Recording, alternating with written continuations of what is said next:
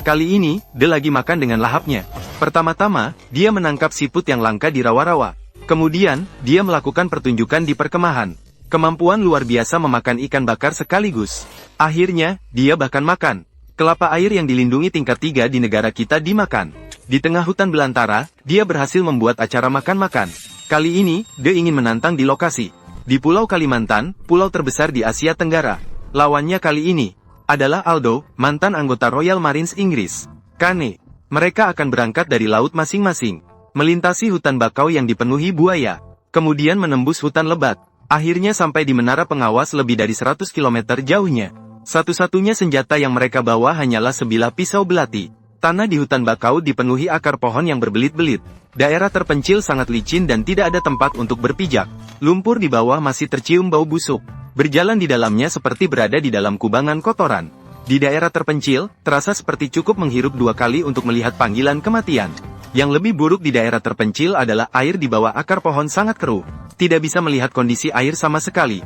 Ini sangat merugikan bagi mereka. Karena buaya lapar sedang bersiap di sana.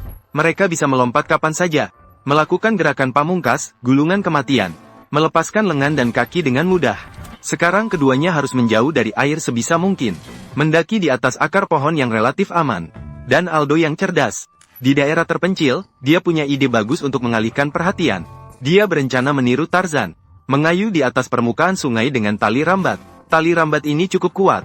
Mampu menahan berat badan seseorang tanpa masalah. Sayangnya kayu kering di bawah kaki tidak kuat.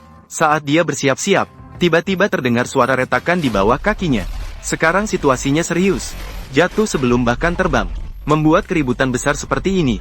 Seperti memanggil buaya untuk makan. Lihatlah yang satu ini, si Tuan Jerman. Dia menemukan sebuah pohon di depan. Batang pohon yang terpotong melintang di tengah sungai. Bisa digunakan sebagai jembatan tunggal untuk menyeberang.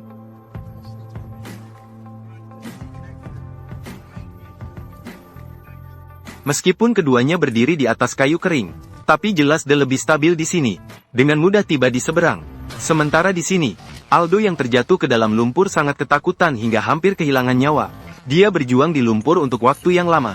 Dia minum beberapa teguk air lumpur yang busuk. Akhirnya dia berhasil naik ke akar pohon dengan susah payah.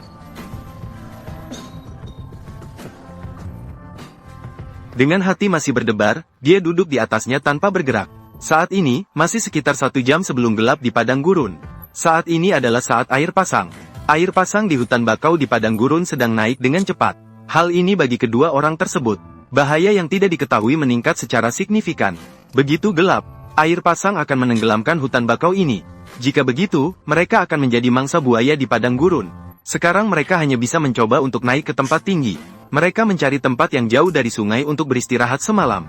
Aldo di sini terlalu ketakutan. Sekarang dia tidak berani menjelajah kemana-mana. Dia langsung memotong beberapa batang di sekitar, lalu meletakkannya di atas batang sebagai penopang. Dan langsung berbaring begitu saja. Namun dia memilih ketinggian ini. Terlihat berbahaya, sebenarnya tidak aman sama sekali. Di padang gurun, kakek di sana jauh lebih mahir daripada dia.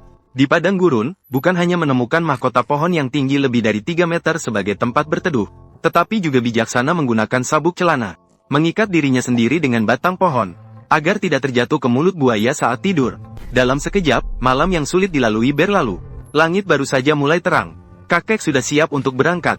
Sekarang air pasang sudah surut. Rawa yang terlihat jelas juga tidak lagi terasa begitu berbahaya. Namun berjalan di lumpur yang sangat lengket. Sungguh melelahkan. Cepat lihat. Sang lapar menemukan sesuatu yang enak. Sejenis kerang sebesar kepalan tangan. Meskipun kandungan proteinnya beberapa kali lipat daging sapi, namun tetap tumbuh di rawa yang berbau busuk. Jangan bicara tentang parasit dan bakteri sekarang. Hanya dengan melihat warna hijau mengkilap daging siput ini, dan mencium aroma yang segar begitu menggugah. Aku yakin setelah makan, bahkan jika tidak sakit perut, pasti harus berbaring. Nanti, silakan undang penggemar untuk makan bersama. Pasti tidak akan ketinggalan.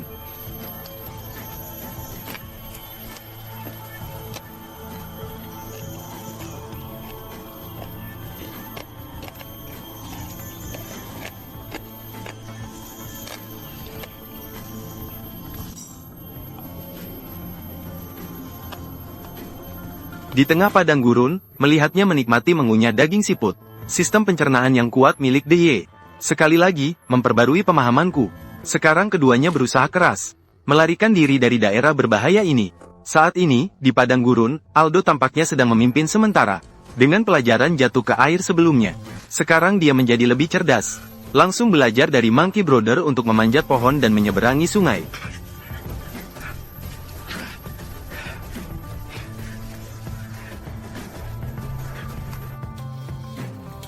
Sementara itu, kakek ini berada di depan. Menemukan spesies pohon yang sangat berbeda dengan hutan bakau. Awalnya aku pikir aku sudah berhasil melewati rawa berbahaya ini. Ketika dia melihat sekelilingnya, dia menemukan hutan ini dikelilingi oleh air. Jelas dia telah masuk ke jalan buntu.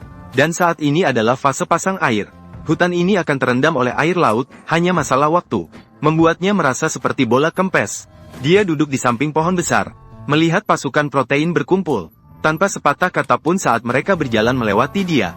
Namun segera, dia mulai memperbaiki sikapnya. Mulai mengumpulkan banyak liana di sekitar. Leang. Di padang gurun, menurutmu apa yang akan dilakukan oleh De? Siapakah di antara mereka berdua yang akan menjadi pemenang terakhir? Karena air laut naik dengan cepat. Mereka berdua sedang terjebak dalam wilayah gerak yang semakin sempit di hutan bakau. Pada saat itu, Aldo juga terhalang oleh aliran sungai di sana. Maka, dia kemudian memperhatikan pohon besar di sampingnya. Dia mengeluarkan kapak besar. Dia memotong dengan keras ke akar pohon. Berencana untuk menjatuhkan pohon sebagai jembatan untuk menyeberangi sungai.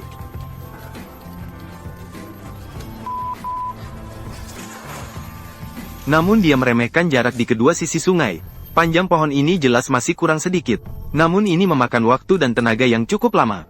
Dia tidak rela untuk menyerah begitu saja. Maka dengan semangat mencoba, dia dengan berani mendekat. Namun tidak lama setelah berjalan di padang gurun, dia tergelincir ke sungai karena tidak stabil. Kali ini mencoba berujung pada kematian. Sungguh patut dihormati si tua ini. Menghabiskan banyak waktu dan tenaga. Akhirnya menyadari hanya mengubah cara untuk turun ke sungai.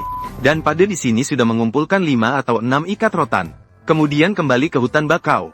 Di padang gurun, saat ini air laut sedang naik dengan kecepatan yang terlihat dengan mata telanjang. Diperkirakan dalam 2 jam lagi, tanah di bawah kaki akan tenggelam sepenuhnya. Bangun tempat tidur gantung dari tanah. Beruntung dia pandai dalam kerajinan tangan. Tidak ada yang tidak bisa dia lakukan. Dia mengikat beberapa putaran tali rotan di antara 2 pohon besar.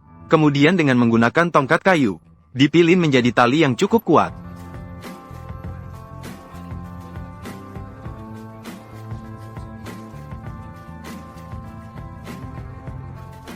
Lebih dari 1 jam berlalu, hamok yang kokoh dan nyaman untuk tidur selesai dibuat.